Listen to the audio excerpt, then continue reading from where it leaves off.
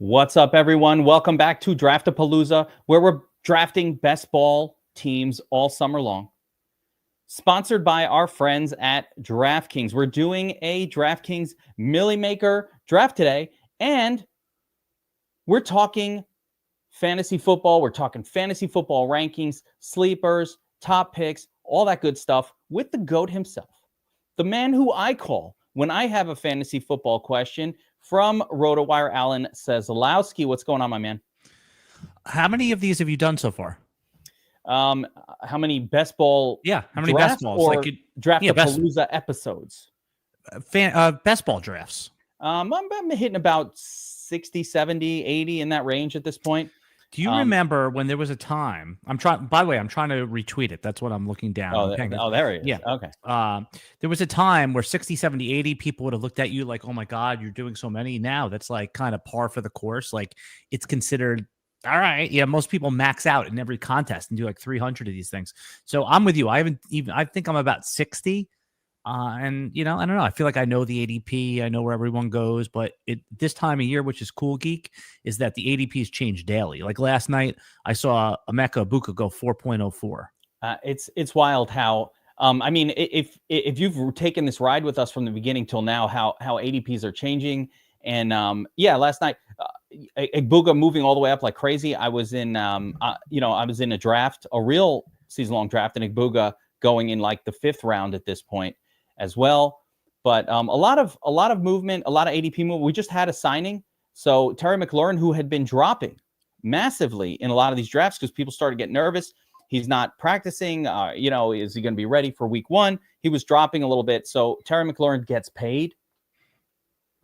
And that's the way it is. He got paid. Yep. Do you worry about him, though, that he didn't have any training camp whatsoever? Yeah, it's a negative.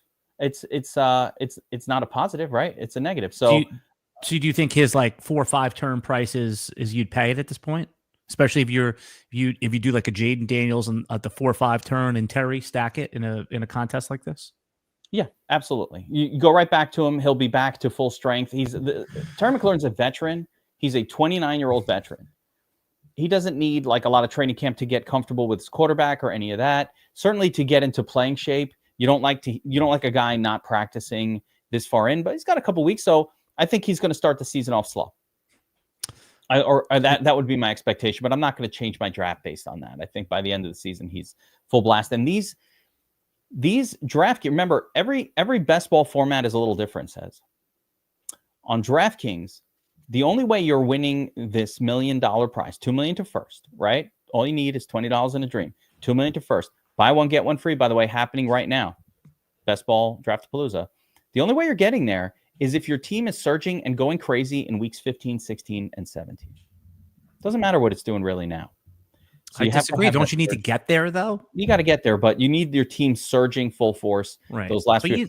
You never know, like, who's going to be surging. Like, it's, every time, like, everyone's like, oh, the Saints are going to be the worst team in the NFL. They're going to be horrible. And then all of a sudden, they're off to like last year. They scored 90 points in the first 2 weeks, and everybody is like, oh, I wish I had Derek Carr and Rashee Shaheed. Things just change so quickly. So that's why, I know that it's part of like best ball culture at this point to like play for those weeks, but just like take the best player at every pick. I don't over worry about stacking. I'm very, counterintuitive to what the traditional best ball. And by the way, when everyone's stacking, like if you have the first pick and you get Jamar Chase and the next, round or next in the 3-4 turn, you're getting Chase and, Burrow stack. Was it 35% of people in DraftKings have that stack? So it almost is like you want to fade that stack a little bit at this point of the season. Yeah. Certain stacks, DraftKings did make available some kind of ownership data, and that is probably the single most owned stack, and you can actually get T. Higgins in that stack as well, and that's a really common triple stack that people are doing. Listen, in the end of the day, we're talking about an 900,000 person entry contest, and if you're not unique somewhere, if you didn't catch the Bucky Irving, if you didn't catch the Chase Brown, if you didn't catch the Kyren Williams, if you don't catch, I'm going to keep going backwards. If you don't catch the Dameon Pierce, if you don't catch the James Robinson, you like this, Seth? Can we keep going? If you don't, Kyren Williams from a couple years ago. Which one? Kyren. Yeah, Kyron. Well, of course, the Kyron was a big one. Amon-Ra was a huge one. Puka. If you don't catch those guys, you're not winning this anyway. It ain't happening, right? So it is what it is, right? Ja'Cory, Bill Krosky-Mayer. We're going to talk about him a little bit. We got a lot of player information to talk about as we do this draft. So, guys, the format here is very simple. We're going to be doing a live DraftKings Millie Maker draft. Says will be helping me with that, but more importantly, we're going to be talking through the players' rankings. We all have our redraft leagues coming up. As a matter of fact, I'm in a special league with you, Seslowsky, on Wednesday. Yeah, Wednesday we're going to live stream it on the RotoWire YouTube page. Geek, it's you and I. We've bucked up $350 to be in the Play NFFC. The NFFC, it's a redraft contest with an overall component. So 2 p.m. Eastern. 12 of the best drafters that each put in $350. So you'll get to see it's a single quarterback PPR draft. So if your viewers want to see us draft live and with the people that have heavy stake in the game, we'll be doing that on Wednesday. I'm happy you're in there. What number are you picking in that draft? I'm picking number 6 overall in that one. Okay. And that's where I wanted. That was my top choice. I'll just, as we get this going, I like that middle spot, and I'll just explain to everybody, by the way, what that contest is. $350. It is a tournament like this, but first you have to kind of win your pod, so to speak. There's a decent enough prize if you win your pod that you kind of feel like, all right, it's worth it to have done this. I think first and second, maybe you walk away with like, what, $1,500 or something like that? Yes. Yeah, so you get some money out, but then the main component of that tournament is, a final tournament with big prizes up top, $350 entry, and I will be going up against the big dog Seslowsky and some of the other big dog drafters in that one. Yeah. My former colleague Chris Liss is in that one. It should be fun. Chris Liss. Some of the best like non-brand name, like non-analyst drafters are in that draft. They're all badges. I looked. We have a lot of badges, which means kind of annoying, actually. But you know what? They all have like their way of doing things. I'm telling you, we're at an advantage because we don't see the game the same way they do. I hope so. All right. But I will tell you this, Sez, and you asked me this before about the number of I've never felt more prepared, zeroed in on a draft year than this year. Because what have I been telling you for like 8 years? Do more best ball, right? Like best ball is the only way to get prepared for a fantasy draft. Because I was going to say, this is why I did Draftapalooza this year. I need to discipline myself to sit down and do it. I love Draftapalooza, by the way. I have caught it. It is a good series. You know what? Because you're doing a service to people. Like this is the price tag on the players. Now you might think Chris Godwin should be a 9th round pick and not an 11th, but you get to see in these drafts, hey, this is where an injured player goes, right? You get to see Emeka Egbuka, the rookie wide receiver on Tampa Bay, go from an 8th round pick to a 6th round pick to a 5th round pick. Like you get to watch that happen. We followed him down from like 11th round. When we first started with the very beginning, yeah. And the other big name, there's a couple of names that I've touted hard here on the Draftapalooza, and because we talk behind the scenes. But Ricky Pearsall has been my spirit animal all off season. I felt like I was on a let's call it an angle that the world wasn't seeing yet, and it wasn't even because of these extra injuries. It was because I feel like we talked about last year in Dynasty. Ricky Pearsall, first round, real first round pick, goes in round 2 because, quote, he's buried behind Ayuk. Well, it was because he was shot. And he got shot, but that helped. No, he was going there anyway. The getting shot didn't do anything. Well, the getting shot kept him in round 2. Yeah. Well, it certainly didn't help, right? So he gets shot, the whole thing. But he was going around 2 because he was sitting behind. And I said, that angle is gone. Debo gone. Ayuk hurt. He's not even going to be back. We won't see this guy. Yeah. And also, he had a big finish to the year. 2 big games. Yeah, love that stuff. So he actually was part of 2 of my tournament takedowns last year, and I appreciate him for that. I didn't have that many tournament takedowns, and Pearsall was at least one, and I think 2 of them, a showdown and an afternoon slate. So I appreciate it. Yeah, by the way, I'm just looking at like news to see before we draft anything that's going to move along. The biggest piece of news that's interesting is a pretty plugged in beat writer for the Jacksonville Jaguars. I know you've heard this already, but he what's the guy's name? Let me see right here. It's Sports Illustrated John Shipley. He said that the Jaguars are actively looking to unload Travis Etienne or Tank Bigsby. They're calling all around, and if the need be, they're going to carry 4 running backs because they like Tootin, as you know, you and I have talked about Tootin, and they also like LaQuint Allen, who they drafted in the 7th round. So they're looking to unload one of those guys. That is pretty big news. Does that mean Bajal Tootin kind of looks like he might actually number get 2? the role? Yeah. Who's the number It one? depends, right? Like here's my take on it is if they unload ETN, that means Tank would be the 1, Tootin would be the 2, right?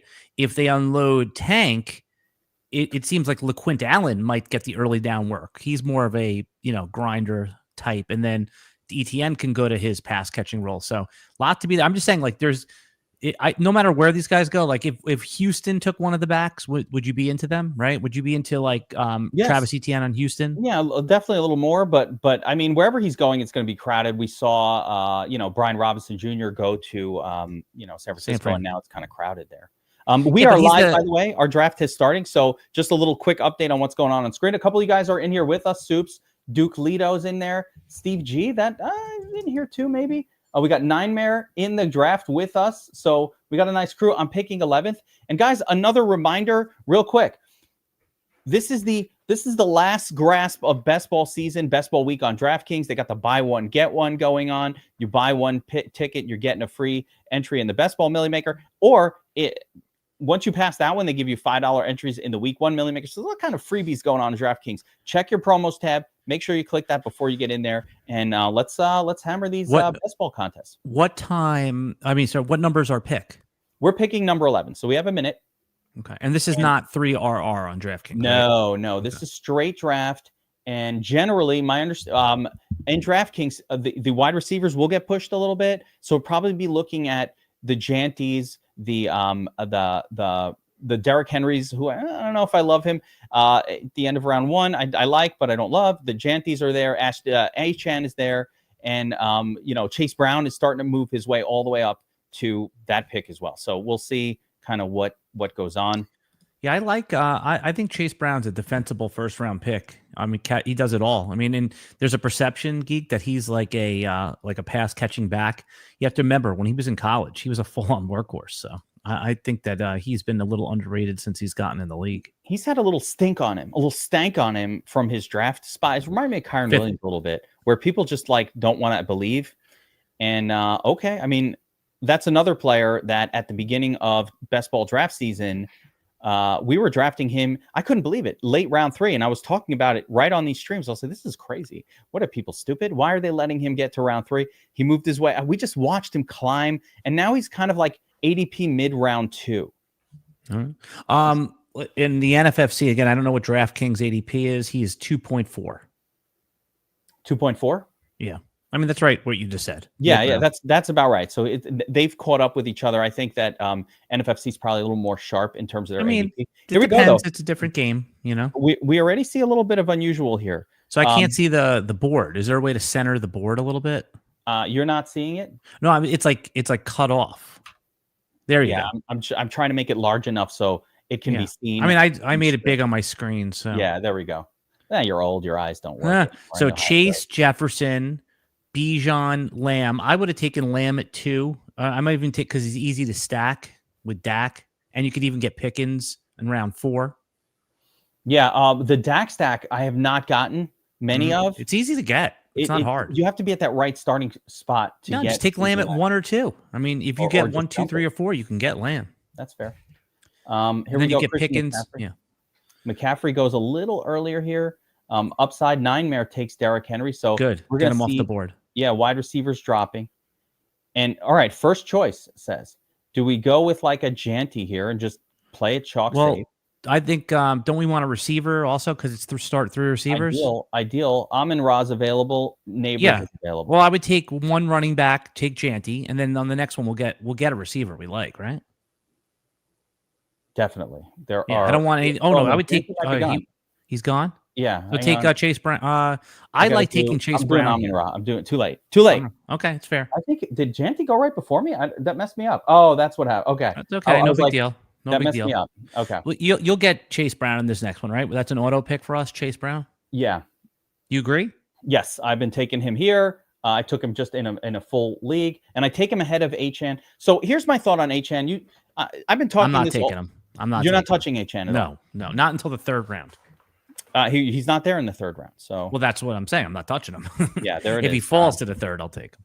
Yeah, he will not fall to the third. So with Achane, isn't it that now? Let's talk about the Miami. Since I have your expert, you're who I call for this. Yeah, you're who I call. Let's talk about the Miami running back situation. Ali versus Wright. Who's the backup at this point? I think I'm drafting as if Ali Gordon is the backup because he's probably going to get the goal line stuff, right? Is he the backup though? Is he the full backup? Is he the guy who will come in for injured? I mean, Wright hasn't looked good.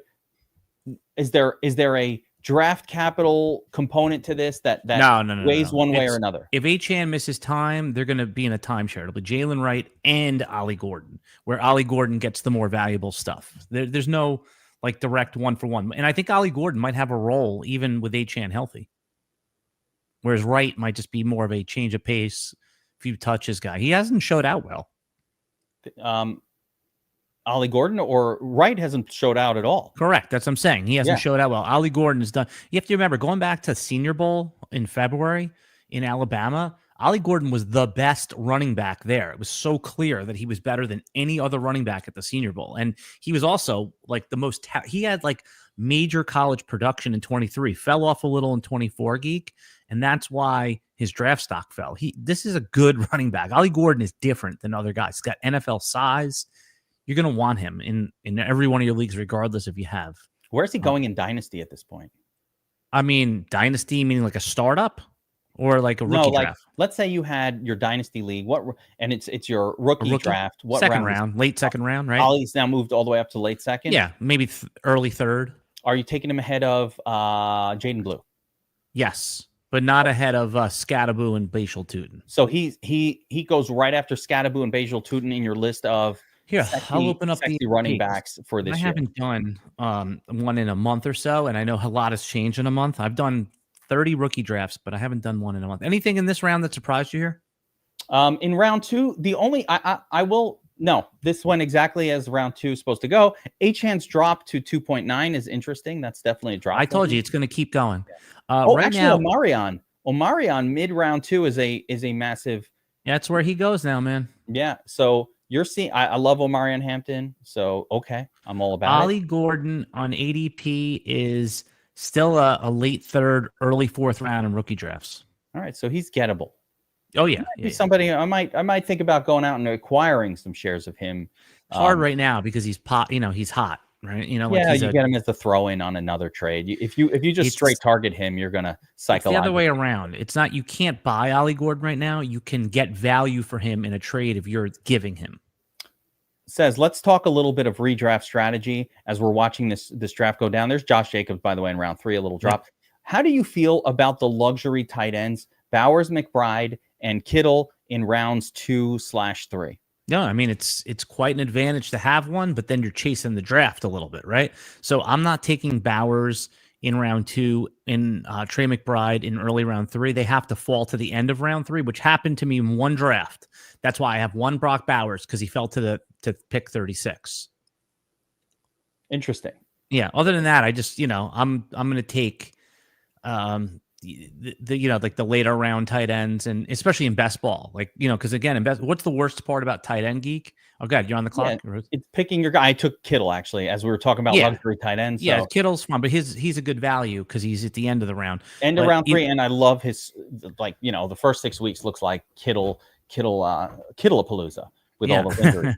Yeah, the worst part about tight ends in a redraft league is picking the guy that's going to score the touchdown, because that's how you make your value. We're back on the clock, by the way, in a second here. So real quick, Breece Hall, Chuba, Trey Henderson at running back. Wide receiver, we got McMillan, DJ Moore. I like DJ. Mm-hmm. And Marv, right? You don't like Marv? Which one do you like more, DJ Moore or Marv Harrison? I like betting on Marvin Harrison, but I understand why people hate him. Not a fan of him. Yeah, then don't take him. Let's go DJ Moore here. Yeah, it's fine. That's a secondary stack with Caleb if we need to go that way. We got a Goff kind of set up. I like Marv more than everybody else. I still think there's a lot of upside there. I don't like Kyler Murray that much, if I'm keeping it real, and that's my concern with him. That's why Marvin goes in the third round. So if you miss out on, let's say, the Kittle group, and you're not super high on luxury tight ends to begin with. If you miss out on that group, who are some tight ends later in the draft that you're like, man, I got my guy and I'm cool with it? In best ball, again, it's a little different because you don't have to call your shot, but in a lineup no, league, we're talking redraft now. We're helping the people in the redraft leagues. yeah, I love the price on Dalton Kincaid as a tight end 15, even though he stunk last year, because nobody has claimed the alpha spot in Josh Allen. Josh Allen's MVP, so why not Kincaid? But if you want something a little bit more sure, I've been making sure that I get either Tucker Kraft, who basically Jordan Love said, geek, that the offense is going to flow through Tucker Kraft. Like, he's a yards after the catch machine. But if you want something with like a little higher floor, I think Jake Ferguson's like a plug and play every week starter, tight end 13-ish. Maybe a lot of people forgot about Fergie when Dak went down, and Ferguson gets forgotten about because he wasn't used. Yeah, when Dak gets hurt. But like when Dak is in there, Fergie is it's great. Yeah, the worst is like guessing every week. Like, oh, I'll play Chikakonkwo this week and Mike Gesicki next week, and Pitts next week, So I'm going for Tucker Kraft. I'm going for Ferg. But I'm staying away from Travis Kelce. I'm staying away from Evan Ingram for the most part, even though I like him. The price is a little like, And I don't trust David Njoku, even though he was tight end 1 with Joe Flacco. There's a lot of David Njoku trade deadline talk already if the Browns stink, because they love Harold Fannin. That's the thing. Like, I love Njoku, but they have this love for Fannin that makes it weird. Yeah, he's a starter, Fannin. He's listed as a starter. That's crazy. And that I don't have any Njoku exposure this season. I've generally tried to avoid, for the most part, I've tried to avoid Browns players, except for a little bit of Jerry Jeudy, who I still like, and a lot of Charles Tillman. Actually, Tillman is the guy I have a lot of. Cheap. Let's go over our team real quick. So we have 2 receivers with Amon-Ra and DJ Moore. We have our 1 anchor running back with Chase Brown, and then we have our vanity, our luxury tight end with Kittle. So far, I like this squad. Again, I have no problem with DJ Moore. We debated, when did Marv went the next 2 picks. I wanted Marvin Harrison there. If you have to, do you agree though that you can't, in the first 6 rounds, you can't take both onesie positions? You can't take both a tight end and a luxury quarterback? It ruins your team if you take a luxury quarterback and a luxury tight end.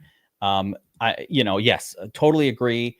So once we've done this, we've effectively locked ourselves into trying to kind of build a Goff or Caleb stack around here. We're not touching early quarterbacks at all. And I want to come back to something that you said before about these tight end. Normally, part of the reason why I think in best ball, it's even less important to take the luxury tight end is kind of what you said. In best ball, I don't have to choose which guy, so I can get the Chigs and the the Juwan Johnsons of the world, and they kind of like, if each one has like a 20% shot at a decent game, if I've got 4 of them, I kind of have like an 80% shot every week of somebody putting up an okay score. Our buddy Pearsall, round 5. That's what's up. I mean, that's where he goes, Yeah. So how about Ibuka for our next pick? He's gone. He just went right ahead of Pearsall. We need another running back, I feel like. Okay, let's say. For this next one, I'm kind of eyeballing Kamara, Harvey. Well, by the way, Pacheco, Harvey, there's been some like negative Harvey stuff again. They said that this beat reporter, what's his name? Ben, the main beat reporter over in Denver, he said the only 2 players in the backfield that have showed pass blocking chops are J.K. Dobbins and Tyler Beatty. They said Harvey's having some issues with the pass blocking. We both know what that means. He's not going to be on the field that much. It's exactly what that means. Is he's not going to be on the field. That follows him from college. They said this guy can't pass protect, and that's the opposite, by the way, of Trevion Henderson, who they said is an elite pass blocker. I don't like it. Harvey is explosive though. He looks good when he's out there. I don't have any exposure to him or very much, but my prediction with Harvey is that like maybe the second half of the year is when he comes on strong. All right, I picked up Swift in that last pick, so we got a second running back. I had to on take the board DeAndre again, Swift. though. Yeah, I'll wait for you to pick, and then we'll talk a little DeAndre Swift because you want another one with a job. I got a guy that you love. How about Hunter? Here? I mean, that's reaching for the stars. I love it. You know me. No, I'm going to complete my stack here. Rome Odunze. Yeah, not smart. That was smart. Smart pick. That's best ball brain at work right there. Yeah. So now we are absolutely locked in. Would you even go for a Cole Loveland super stack? Nah, I'm not into Loveland. Let me tell you what I'm hearing about Loveland. Okay, you know what my top 10 NFL pick. Hold on, wait, I got a pun. You know what my love language isn't? Loveland. Okay, splitting touches with Cole Kmet. They say that throughout the preseason, Cole Kmet is still on the field 60% of the time. This has all the stink of Dalton Kincaid, Dawson Knox 2.0, in my humble opinion, says, I don't like it. I don't like it. I don't mind Loveland if he was like TE 26, but I'm not taking him TE like 13. It's just, I don't know. He's going to be the prime guy. No doubt. You mentioned DeAndre Swift a moment ago, and did you see? By the way, you saw the DeAndre Swift highlight, the hurdle. That's why I can't stop drafting him after that. I know. It just shows he's still athletic. That's what's good about it. And if you think about a player that that's actually raised their fantasy value since the offseason, Swift is it, because the team themselves made a statement by not adding anyone of significance. They added Kyle Monungai in the 7th round. They didn't sign any free agent of consequence. And the Kyle Monungai drafting is more like an indictment on Roschon Johnson, who's the backup. DeAndre Swift has a clear runway. He already worked with Ben Johnson in Detroit. Now, Ben Johnson was a little lukewarm on him. That was the narrative, but they just moved on from him because they were drafting Jahmyr Gibbs. I mean, that's a super back. So Ben Johnson, part of the reason he took this job is, 1, it's a head coaching job. 2, he liked Caleb Williams. And 3 was he knew he had a trustworthy back in DeAndre Swift. I had to jump ADP. I told you I'm in a keeper league, Geek, where I had to take DeAndre Swift in the 3rd round. It was so painful because that's where he was going. There was no running backs. All the running backs were kept. There goes. I want to talk about this player who just went here. Rashee Rice. And of course Kelsey, which Duke Leto, I think he just panic picked Kelsey there. That's a bad pick. Yeah, I mean, he's got Mahomes, so I get what's going on. Okay, all right, a little stacked. I got you. Okay, yeah. I take it back. But Rashee Rice, you've been very much on team. This guy's getting a long suspension. What are you thinking? So is he draftable in redraft? What are you thinking with him? So I still predict 8 games. I know that it's that 6 is certainly in play. So when you're drafting him, you have to figure it's 6 games. There's a chance it gets solved and it's week 1 through 6, no problem. 7th round pick, you could do it. But what if the 6th round? What if it's like week 6 through 12? You know what I'm saying? Like I don't know. I'm not taking him in the 6th and 7th round. I understand why somebody would. When he was going in the 5th round, I thought that was a little aggressive. There's going to be so many injuries. And if you have an IR spot, that's one thing, but I can't take a player I know off the bat is going to miss 6 games. Now, if you think it's 3 or 4, go ahead, take him. But I'm playing this as if it's 6 or 8. It could be longer. I think no less than 6. No less than 6. I always said 8 reduced to 6 seemed likely to me. We are on the clock right now. I have 2 running backs, 3 wide receivers, and a tight end. We can kind of go anywhere. If you want a running back, I think is the best value in fantasy football. It's Zach Charbonnet. Charbs? Yeah, he is. People don't realize, Geek, that he's earned a 45% work share right off the rip. Like, and you already know what he is if Ken Walker misses time. But I think he's a full timeshare back, and he's being treated as a backup. I like it. Good enough for me. Yeah. So now I grabbed him. Now we have 3 and 3. Our quarterback. What round are we in? We're in round 8, and I just want to point out some ADPs. So the quarterbacks are going to start to go. Okay, we can wait for Goff. We should be able to wait, but we're going to need to take our quarterbers on the next round. I'm going to take another receiver here. So, all right, we'll jump over to receiver. The names on the board. We got Cooper Kupp. I like Coleman. Coleman's my guy. All right, you're on board. You're on my team Coleman with me. Yeah, this is what I love. He started showing who he was, which is a monster fantasy producer for 2 weeks, and then he got hurt. And now in the preseason, he's already Josh Allen's preferred target in the end zone. That's what I'm talking about. Yeah. 2nd year breakout. I did a video. Yeah. Coleman is going to be a 4th round player next year. Yeah. I think he's that guy. Keon Coleman, potential 2nd year breakout. You know who my other guy is? Who? It's going to 3rd year. There's a few of them, but like Marvin Mims for the breakout 3rd year, but I feel it coming. I like that. There's a few others. How about Adonai Mitchell?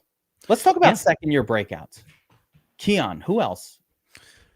I mean, you named a lot of the good ones right there. Who else was in that class? Let me see. Let me look back here. The 2024 wide receiver class. Yeah, I mean, I don't know if Xavier Worthy would be considered a breakout, right? Nah, he already broke out. Already broke out. So here's your guys. So you have Marv, Malik, and Rome. Okay, we already know those guys. Brian Thomas, no. Okay. Adonai Mitchell is an interesting one. You called him out. How about Roman Wilson as a late rounder? You said Ricky Pearsall. Ricky Worthy. Pearsall is a big one. Actually, Roman Wilson could be, but I think that's maybe a little too thin. But you kind of nailed it. Pearsall is like the second-year breakout monster. Super late. Malik Washington on Miami's been getting a little hype. Really? Okay. Yeah. And then that's really it, man. Unless you're into like the Luke McCaffrey thing, which is like Nope, yeah. not at all. No, you got So it. that's it, man. You really Pearsall, and Oh, I got one. I got one for you. Jalen Coker. One of my bold predictions is he's going to lead the team in receptions in Panthers. That's great. That is bold. He popped last year a little bit. Jalen Coker is available in the last pick of this draft. Or I'm a cokehead. We can do it. I'm a cokehead. You're a cokehead. All right. I knew that about you. Yeah, no, Coker, if you're talking about super sleeper stuff, Coker has been getting a lot of good buzz and already showed that he could play. Bryce Young likes him. I mean, think about it. You have Tet McMillan there, who obviously is the traditional alpha. He's going to get the alpha treatment, and that leaves Coker open. I like him. I mean, they have Xavier Legette. They have Adam Thielen there. There's a lot of names on that roster, but Thielen gets hurt. He's old.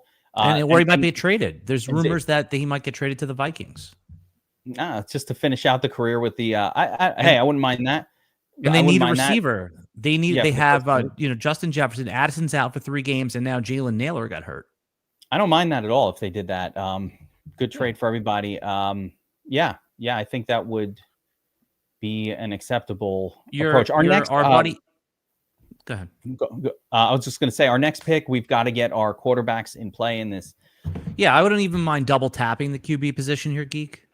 If we, So a little theory about, I don't know if we can get both our guys. I'm not 100% clear. Yeah, Caleb, and I would go Caleb, and do you really care about stacking Goff? Yeah, Goff, when he pops, he pops.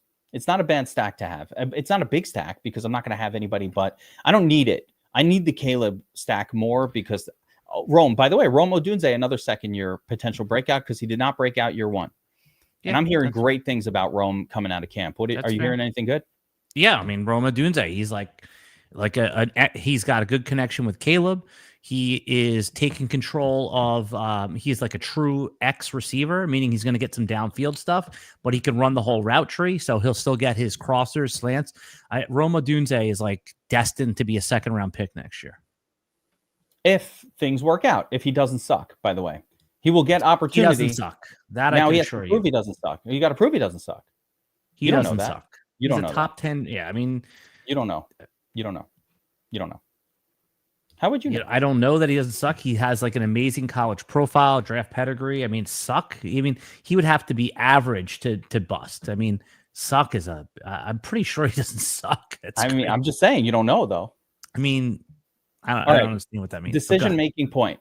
What I say, I'm just kidding around. I mean, until we've seen it, we haven't seen it. Decision-making point. Jared Goff and Caleb are both available. If I take Goff now, I wouldn't take Goff. No, I would not. I would take Caleb before Goff. And I saw Dak was available still. Dak is still there too. ADP is way higher than this. But again, without Lamb, I just don't feel that getting Dak is even. Can we get like maybe Ferguson as a little sneaky stack? We probably could do that. Take away someone else's stack. I would take Dak and then Caleb. It's too late. I already took Caleb. Oh, you can't. Can you take Dak after that? I can. If the guy at the end here doesn't take him, nope, he took him. I thought that was a poor choice. Right. I should have done it the opposite way. Yes. Because then, worst case, you could have had Goff. Yes. No, you're right. I wasn't thinking about Dak there. Dak finishes like the quarterback 3 his last healthy season. Yeah. No, Dak is set up really well. Speaking of Dak and how he's set up, I'm going to grab Goff though. I'll just get these stacks in place here because I need another. You have to have 2 by this point in this draft anyway. So, but back to it. Yeah. Dak goes from a superstar fantasy producer to like terrible. He was injured. He got hurt. Yeah. It's like, it feels very crazy. I want to talk about some picks though with you. Let me go back here as we've been focusing a lot of different things. So Ja'Cory Krosky-Merritt, Billy Krosky-Merritt, whatever you want to call him. He goes ahead of Trey Benson, J.K. Dobbins. So he goes right at the beginning of the sort of backup running back group. What is your feeling? Have you heard anything out of Commander's camp that says this guy is going to get the rock? Is it him? Is it a 3-man thing with Eckler, Chris Rodriguez, and Krosky-Merritt? What is the story over there? straight out of Dan Quinn's mouth that Chris Rodriguez is the short yardage and goal line back. And we already know Eckler's the pass catching back, which leaves all of the between the 20s for Merritt, right? So unless he breaks a big one, it's going to be rough. And also, let's carve out 650 yards for Jaden Daniels, right? And might even be 700 yards. So he's actually in a 4-man backfield. I think Merritt, it's a fun player to draft. You get the high five when you take him. You get the good pick, right? The room, he's a hipster pick, right? Like the room high fives you. Right. Oh, good pick. You're not, it's like you don't get good pick when you take David Montgomery, right? Like everyone's like, eh. So you do get the high fives, but I understand why people take him there. I haven't done it, nor will I. It's a 4-man backfield if you count Jaden Daniels. I don't like the sound of that at all. I feel like the hype machine has pushed him up way too high. You know, what's cool was, again, during Draft Palooza, like about 2 months ago, I think it was Tattoo. One of the commenters kept like poking in, like, check out this Krosky Merritt kid. Yeah. And take him with your last pick. Take him with your last pick. And so, like, if you've been watching these, you heard that name with a take him with your last pick thing, which was cool. And we did a couple times, but I'm not paying. Basically, that's like going to the store and something costs $2.99 and you're like, all right, I'm not even sure I want it. And now it's $8. And I'm rushing to pay that. I was barely. Here you go. I think this is a lesson in business that if you look at 2 TVs in Costco and one of them's $3,000, the other one is like $499, you're going to automatically think the $3,000 TV is better, even if it's the same. Yeah. Sometimes a higher sticker price means quality, but similar concept in stocks. Stock's not worth less today. The company's not worth less today just because, somebody said something at the Fed or some other nonsense. It's all like, and ADPs are kind of like that. They're very fluid. They move around. They move around quite a bit. So little reminder, guys, it is less than a week and a half from kickoff. Says it's right around the corner. Thursday night football, kickoff, all that good stuff. And the DFS Army sign-up special is going to be over in a couple of days here. So you can get a full year of DFS Army NFL coverage, 12-month subscription. We got football. We got all football. It covers college, which is the best. College football this weekend goes bananas. Promo code NFL25. And if you want to check out monthly VIP, where it covers all sports, 24/7, 365, every sport that's DFSable, promo code NFL2025 gets you 50% off your first month of VIP monthly access. So all of that is in the description, but NFL 25 for those of you who just focus football, you do the yearly plan. Oh, Marvin Mims just goes. All right, here we go. We're on the clock. What round did he go in? He just went right now, but we're on the clock and I wasn't paying attention. So, here's it. Wait, let me sort by ADP. Jaden Higgins, Thielen. I don't like any of this. Tank Bigsby. All right, let's go Tank Bigsby. Not a guy who I have any exposure to, but if that trade happens, maybe Bigsby will make his way up into. All right. Yeah, I got into my DFS Army promo and I forgot what the hell I was doing. See, it's the cost of doing business. That's how it goes. There's Ollie Gordon, by the way. I want to put a star on him. I want to make sure I get him late. Yep. But from here forward, let's take a quick gander at the team. We are sitting here with 4 running backs, 4 wide receivers, 2 quarterbacks, and a tight end. So we're pretty well rounded here, Says. I've not been drafting Darnell Mooney. I'm not in love with that injury situation. They also said they're like, we're not sure when he's coming back. So that's like a do not draft. All right, let's take a look at the board here. I think maybe grab another tight end, maybe a Fergie. Oh, yeah. I'd love to get a tight end that kind of correlates. Fergie would have been good, especially if we would have had Dak. Oh, he's gone already. What about Kylie Pitter? Big year for him? Ferguson or Pitts? Ferguson. Yeah, I like Ferguson better too. Did we get him? Yeah. And we would have had Dak. We would have had the stack. I know. It would have been a perfect. I feel like that mistake messed this whole draft up for me. Yes. It feels like the whole thing. It's all right. We went the wrong way. Someone asked in the chat if there's any news on Judkins. Nothing. At this point. You know what? Can you explain the Judkins situation for everybody? You explained it to me nicely the other day. So he's not signed yet. He's not charged. What's going on with him? So he was accused of domestic violence, and the charges were dropped, as they often are. What happens is when cooler heads prevail, if the couple is usually going to stay together, the female that was the victim is less likely to press charges. But that doesn't mean that he's not susceptible or, in the crosshairs of an NFL punishment. Once you're drafted into the NFL, you're under the personal conduct policy. So what happens is, now Judkins is seeking a fully guaranteed deal like all the other second-round picks, and the Browns are smartly saying, fine, we'll give you fully guaranteed, except if you get any issue for domestic violence, then we want to void your contract. He's saying, no, all those charges were dropped. I want what everyone else has. They don't want to do it, especially after the Deshaun Watson thing. So he hasn't even signed an NFL contract yet, hasn't been in camp yet. So even if he signs tomorrow, he's a rookie that missed the entire training camp. It's going to take him a month to onboard, so to speak. So I think by the time he's, integrated into the offense, given the lion's share of the workload, on the worst team in the NFL, presumably, it might be too late. I'm not drafting him at all in redraft. Not even with the last round pick. I just don't want him. Brutal, but understandable. Next year guy. Nothing to do with morality, everything to do with, do I think he can give me fantasy production? And a lot of people disagree with me, right? A lot of people think like, hey, it's a perfect 12th round pick. The problem is exactly what you said. He has to train with the team. He hasn't practiced, doesn't know the plays. I think that's a big ask for a guy coming in. So, but I like that you let everybody know that it was not moral. You don't have any moral qualms with. No, I'll draft Saddam Hussein if it'll get me fantasy points. What position would Saddam Hussein play? Do you think NFL like tight end? I feel like. I think he would play safety because he likes to come up and hit people. Yeah. he likes to dish out punishment. He'd be like a middle linebacker. Saddam. I'm trying to move on from that comment, but it's difficult. It's holding me down. Says, do you bump Ray McLeod up at all with the? Yeah. I've been drafting McLeod. What does your Seslowsky mental meter do when a coach comes out and doesn't say, "Oh, there goes Ollie Gordon"? Fuck. What round is this? Round 13. Yeah, we should. You have to take him in 10 through 12 if you want him. I mean, I was watching the ADP and I thought I had a shot at him with this next pick, but that's the problem. These guys and ahead of Jalen Wright, by the way. So yeah, I mean, I'm not taking Jalen. Isaac Orendo, undraftable. What are your thoughts on Kyle Williams, wide receiver, New England Patriots? He's a rookie, third-round rookie. So, generally, if I'm playing like the base rate, those guys don't do anything.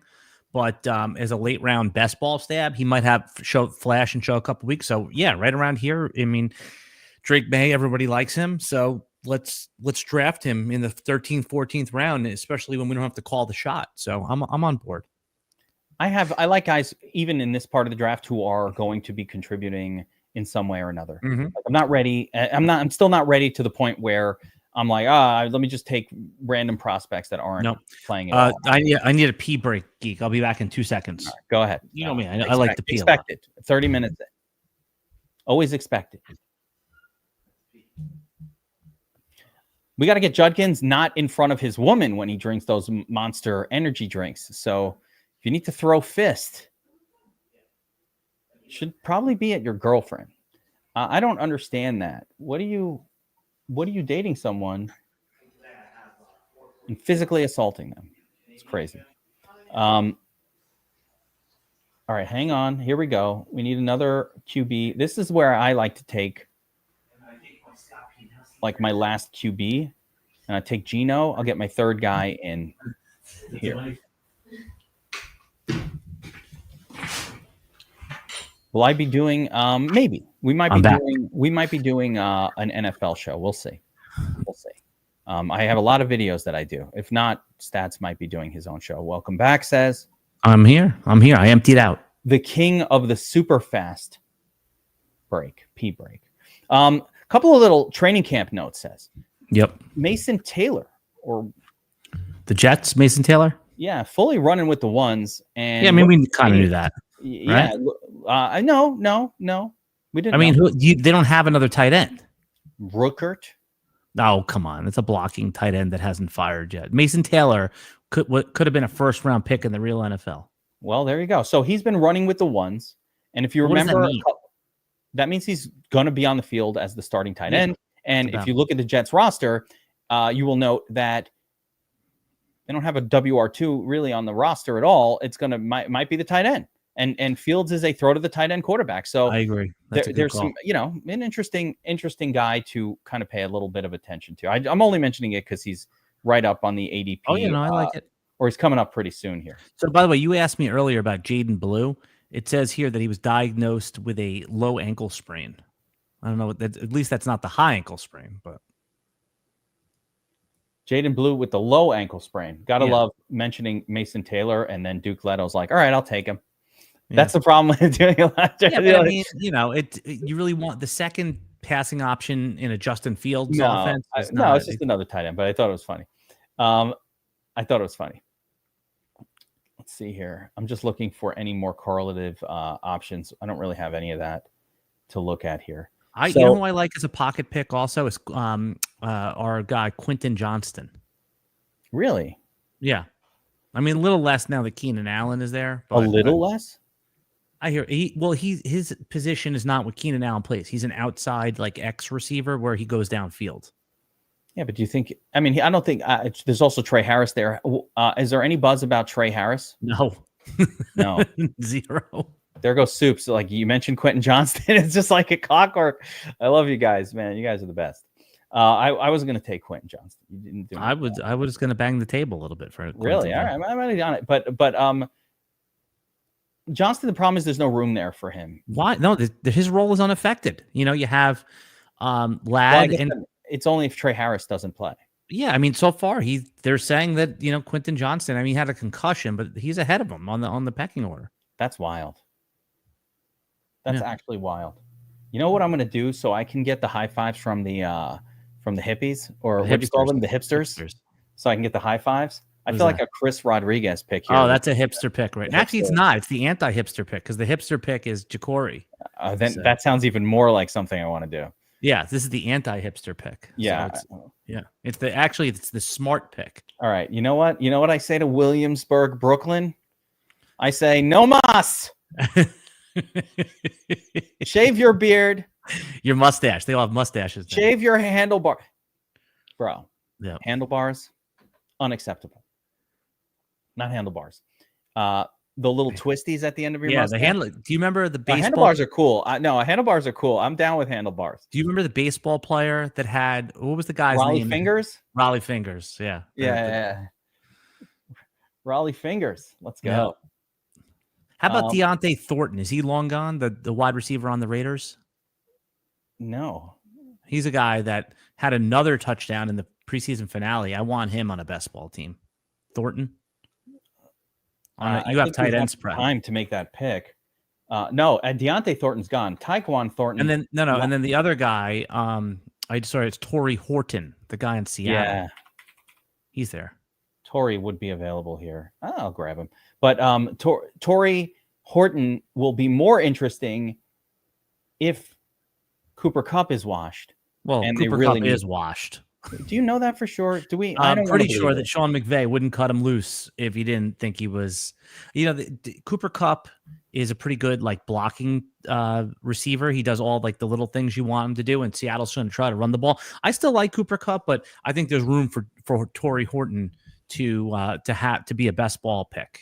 That's really what I mean. That's why I just want to note something. Talking about, remember we said we're talking about Ollie Gordon, Jaden Wright. Yeah.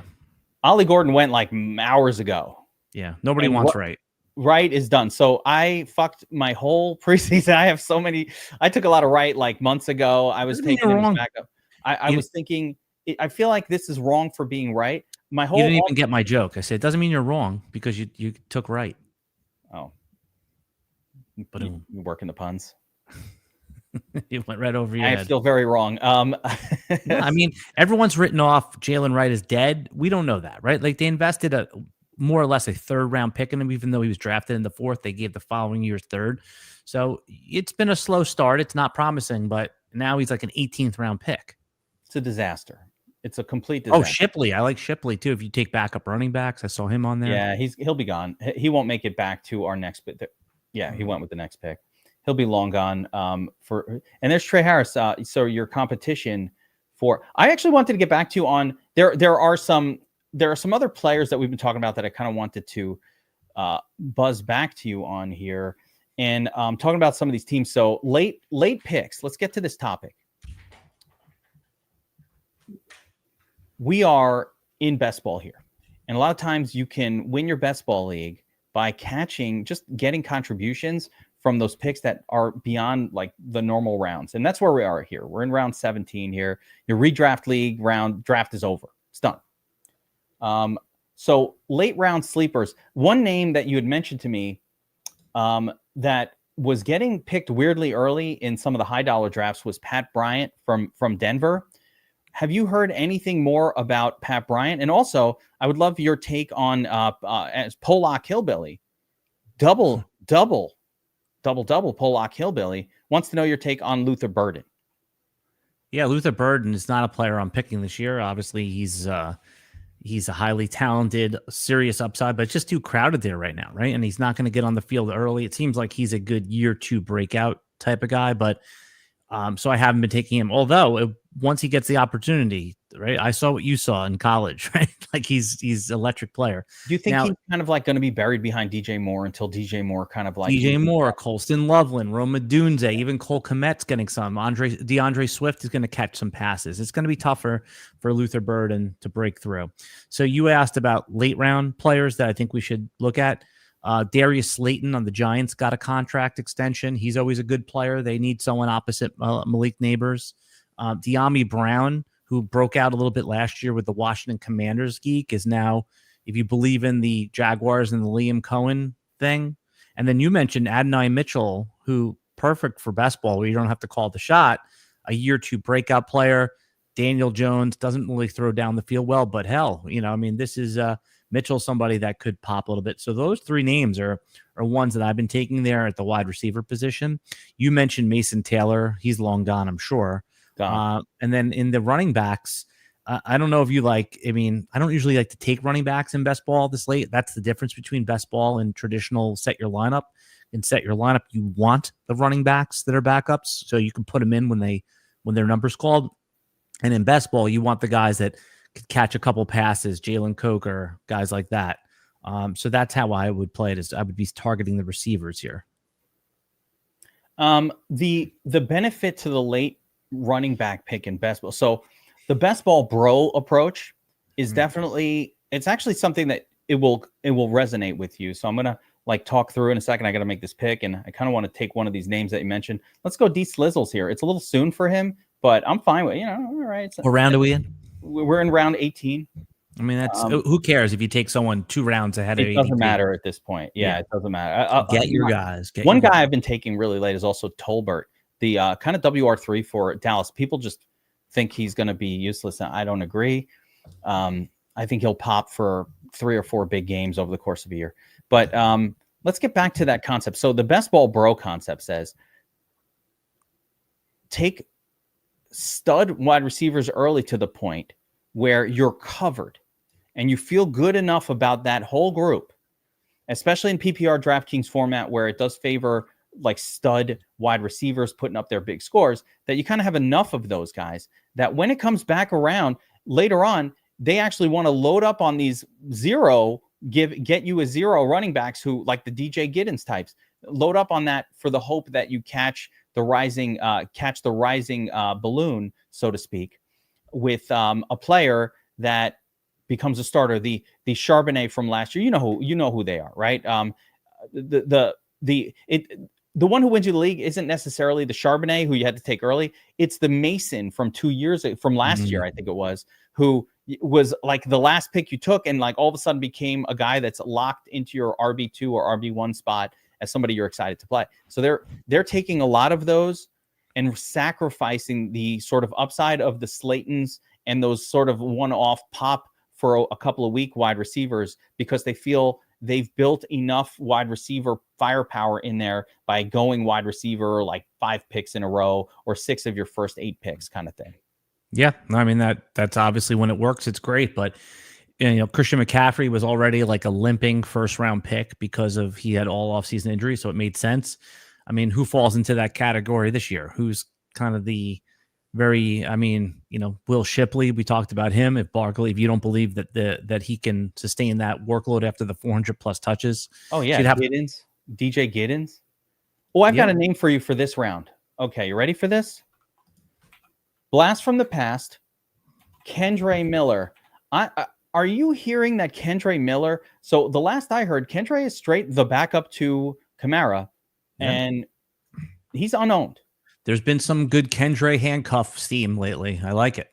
Yeah, let me see if I actually have three. I do have my 3 tight ends, so I'm going to finish this draft out with Kendre. I don't own him; he's unowned, and give me the wide receiver. So here's my prediction for what will happen with Kamara. Are you ready? Let me take you through the season. Let's go on a roller coaster ride together. Says we're in round 19, so we'll grab Kendre on our next pick. I think he'll start off good because he's Kamara and he's good, and they don't have anybody else to throw to, and blah blah blah. Even though the team's going to be absolutely dog shit, and as a matter of fact, I don't know if this is breaking news or something. Rattlesnake ahead of Shook. Is that official news? Have you heard this? I haven't heard official, but it sounds like that's where it was going, right? So if that's official news that we missed, all right. All right, listen, the Rattler is not good. Neither is Shook. They suck. And so this team's going to be a disaster. I don't have any exposure to Alvin Kamara in Dynasty this year. 0.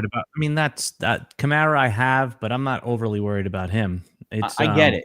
I get it because he's going to get you PPR and he's going to do his thing. I don't think he's going to score a lot of touchdowns. That's a personal take for me. Yeah. But here's my thing. Nobody targets Alvin Kamara. You take him in the 4th round because you're stuck at running back. You're like, oh man. But here's the thing. I think Kamara, being his age, his veteran status, on a terrible team that's purposefully tanking to get a quarterback that they want, I think veteran, especially running backs, sense this about their team. And all of a sudden, that ankle injury that you normally would play through, that thigh bruise, they're like, dude, I'm out. And I think I don't think Alvin Kamara is like that. I really don't. And also, teams don't purposely tank. They want to win because their contracts aren't guaranteed, and you only are what you put on film. So the players and the coaches are incentivized to win. Maybe even the GM, what's in the team's best interest. We see it so many times. It happens in the NBA. They play like the secondary. They play the scrubs. In the NFL, you can't tank. It's impossible. It's literally impossible because what are you, a guard? You're going to throw a block and get your quarterback killed? You're never going to get a job again. Donnie Mitchell with my last pick. Good. Unowned. Good. Love the 1% guys. No, I don't agree. I think when shit starts going wrong for a team, it goes wrong everywhere. And everybody, especially veterans, will head for the hills. I think Kamara is going to be heading for the hills by week 6 or 7. The team's going to be 0-7. It's going to be gross. There's no motivation. Dude, you played pickup basketball before in front of nobody, right? We play in the park. And you're trying as hard as you can, even when you're losing 2-7, right? Imagine millions of people watching you. You think you're going to give up? There's no way. These guys are hyper-competitive people that, again, just think about how you play when you're playing a video game, when you're playing pickup basketball. Now multiply that by a gazillion for these guys that are uber athletes. Yeah, I feel like this is – I don't agree. So, of course, he's going to play and do – but, the difference for an NFL player going at 100% or going at 96% is that's kind of where I'm going with it. I just don't think that players have a big year when a team sucks, the team can't score, the Rattlesnake's the quarterback. He did not look good with Rattler in there last year at all. I am not in on this, and I think he'll find a way off the field, and maybe Kendre Miller will be some shitty running back who's starting on a shitty team, but if I took him in the last round, I'm pretty good with that. That's where I'm going with it. Kendre Miller is bench available in dynasty leagues. He's a guy who's if he's available. I have one league, someone dumped him. I picked him right up. I put a fat bit on him. I agree with you. Yeah, he's a guy who was dropped, and he could get it done. One other player I want your thoughts on here as we finished up this draft. We could talk a little bit through the draft we did. The other name I wanted your thoughts on. I just blanked. Kendre. No, I completely blanked on. I had a player I wanted your thoughts on before we went to the recap. Was it a running back or receiver? It's gone completely. The thought is just lost forever. It's just gone. Oh man, the fun of this. Thought's gone. Says I don't All right, remember. it's okay. It wasn't meant to be.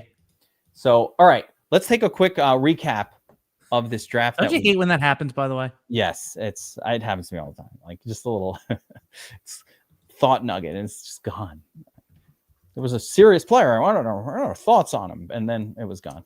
But our theme was like, bad team player. I don't know. Yeah, no, I'm not going to force it. So, all right, draft. Interesting. Started with an Amon-Ra Chase Brown combo. We got George Kittle in round 3. George Kittle is like, I have a feeling George Kittle is going to light the league on fire in the first 5 or 6 weeks. Yeah, his only problem is George Kittle is he has never gotten like the 120 target treatment. I mean, it looks like he might now. Juwan Jennings is no lock to be ready for week 1. It's going to be Pearsall, it's going to be Kittle, and it's going to be McCaffrey. A very condensed tree. This is exactly what we want. Kittle is in line for like a 90 catch season here. Yeah, and Pearsall is going to go crazy. I love them all in week 1 DFS. If you look at my DFS breakdown so far, it's all about those 3 players just because there's no one on that team. And we know what San Francisco does. They already are concentrated. They're just going to target these guys like crazy. Do you play in DFS leagues where you play with defense? No. Yeah, they all have defense. Yes. Yeah. So I would, again, this is probably not sneaky in your world, but what I've been kind of touting early is the Arizona defense on the road. Yeah. Against the Saints, right? You got it. They're already in my first look lineups. Cheap too, right? Yeah. Cheap. A couple questions from the audience. So guys, this is this is your chance to ask Seslowsky, redraft machine, some questions about redraft things. So I see a couple here. You want to start with the Green Bay handcuff? Yeah. Green Bay handcuff. What do you think? Yeah. So Josh Jacobs is a locked in workhorse. He's been very durable, which is one of the cases like where the handcuff has not been, that useful, but everybody gets hurt at some point, right? So Marshawn Lloyd, who you and I both liked, who was the 3rd running back drafted last year, he can't stay healthy. So that leaves Emmanuel Wilson, who is just kind of like the definition of a Jag, and Chris Brooks, who everybody liked as a 7th round pick. I've been putting my chip on Chris Brooks, but most likely it's going to be a timeshare. But if you draft Jacobs and you want a backup, I like Brooks, but I know that Wilson is the more popular pick. Big Betty Beaver, not to be confused with Big Jones Stud, different person. So you want to ask about the Houston backfield? Yes. The team has already said Nick Chubb, who's like a 10th or 12th round pick in redraft, is going to be the starter. There's no updates on Joe Mixon. My guess is that he goes on PUP or IR to start the year. So clean that slate off. So you have Nick Chubb, who could be useful. It could be a starter in week 1 for your fantasy team. And then you have Dameon Pierce, who, again, he's an NFL level player. And then Woody Marks, obviously, who's the pass catching option, who was dynamite last year at UFC. So he's the PPR option. Nick Chubb is like a low upside starter, but that's what it's going to be unless they trade for one of the Jaguar running backs or add someone once cutdowns happen. So that's the other possibility. They add Tank Bigsby, they add Travis Etienne, in which case it would be probably a Chubb plus the other guy mix. That would be the team most likely to trade for a running back. Would you draft Mixon at any spot? He's off my board. There's no reason to take him this year. Off the board. Off the board. I wouldn't take him around 15, around 16. I know people think they're being slick taking him around. Now, if you have an IR spot, you want to do it, that's fine. I don't play in a lot of leagues with IR spots. So, yeah, I mean, It's like injuries are going to find you, Geek. You don't need to lean into them. I have credited you for that saying many times here on the show. On that note of injured players, Chris Godwin, worth a bench spot? Well, he's not going on IR. The team is keeping him active, healthy. He's not going to play till October. They've already told him, right? So you can't put him on IR because he's not going on IR. The team is putting him on the 53. So he's basically a dead bench spot. So he's probably worth the 12th or 13th round pick. I'm not doing it because it's first year off of injury. If Ibuka comes out hot, then it's going to be 3 of them. So I think he is worth a pick. He's just not going to be on my team. You're not doing it. Yeah, but because you can't even put him on IR. Because he's going to be active. The reason they're doing that is because Jalen McMillan got hurt. And if Godwin's ready to play in week 3, they don't want to have to wait till week 6 to play him. Brandon Ayuk has the IR spot. Didn't look that good before he gets hurt last year. And now it really looks like maybe mid-October, who knows? But you can get the IR spot with him. But there's a I donkey drafted in him the last league. night. Like you can't even get him last. You have to pick him like 13th round, 12th round. Yeah. You can't get him with the last pick. There's some donkey who's taken him before that. Yeah. The only reason I haven't taken Ayuk at all, the only reason I drafted him last night in a keeper league was you get to keep the player 2 rounds ahead of where you drafted him. So I took him in the 12th. I could put him on IR. And when he comes back, I could play him if he's, and I know it's going to be a slow rollout, but more importantly is he'll be healthy in 26 and I'll get him as a 10th round keeper. So that's why I took him. Soups is asking about Jets RBs, and you and I slightly maybe disagreed earlier I'm not sure where we're at now. Do you want where are you at with Breece Hall? Yeah, no, I still like Breece Hall. I'm taking Breece Hall where he goes in the late 3rd, early 4th round. He's certainly going to be the lead back in a committee. He was hurt last year by his own account, but the team does like Braylon Allen. He's going to be the goal line back, right? And they even like Isaiah Davis. So Breece Hall won't be on the team next year because his contract expires. They'll have those other 2 backs, but Breece Hall, I believe he's a good player. He was going 5th overall in drafts last year. So I'm drafting Breece Hall at his new price. I was aggressive taking him in the late 2nd, early 3rd. That was a bad pick.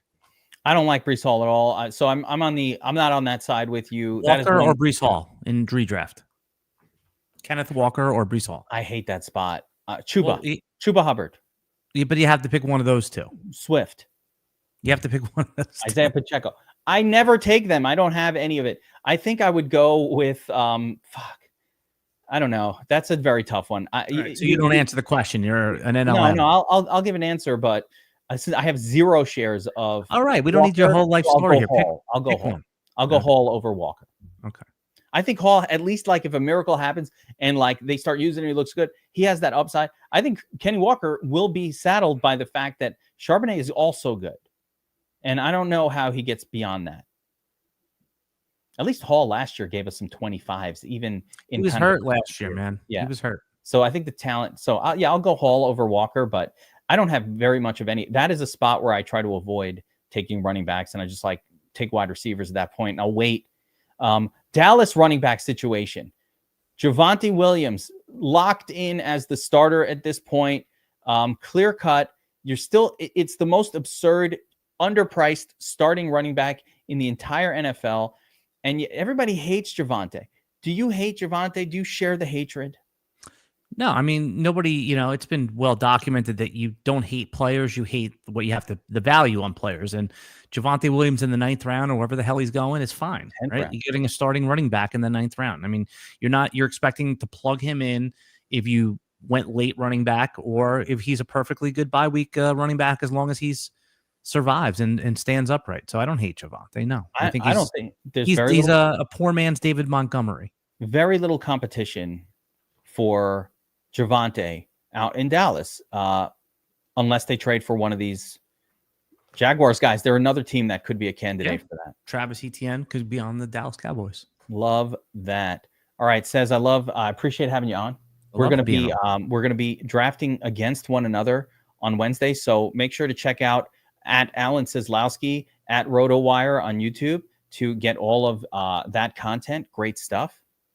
I will tweet out a link to that live stream so you guys can see Alan and Chris Liss piling on me. Double team. That's true. Double team. Running a train on you. That's all right. I'll hold my own. I'll hold my own. It'll be fine. So $350 draft coming up on Wednesday with Seslowsky, Chris Liss, and the whole RotoWire group there. So make sure to check that out.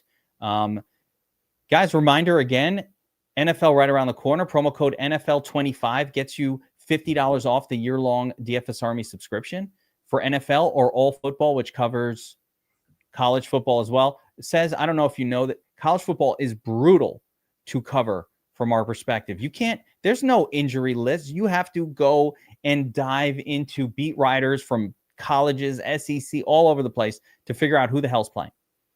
So I don't follow college until the very end. So wisely done, but there's no injury. There's no like 30-minute before the game starting list. None of that. You have to figure it out. It's a lot to cover. It's all included in the all football package, $300 for the entire year. It's 12 months. Promo code NFL25. Of course, for DFS Army VIP, covers all sports. This is the one you want. Monthly VIP, NFL. This is ending in 5 days. This will, by August is gone. This deal will be gone. You get 50% off VIP, promo code NFL 2025 on the DFSArmy.com website. And of course, we want to once again thank our sponsor, DraftKings. Best Ball Week continues. Buy one entry in the Millie Maker, get one free. Thank you, DraftKings, for sponsoring this. And we will see you guys next time, tomorrow, I believe, on another Draftapalooza, the final Draftapalooza of the year, coming up tomorrow at noon. So make sure to check that out. And then we're going full DFS all the time. Let's go. Take care, everyone. Helmets up.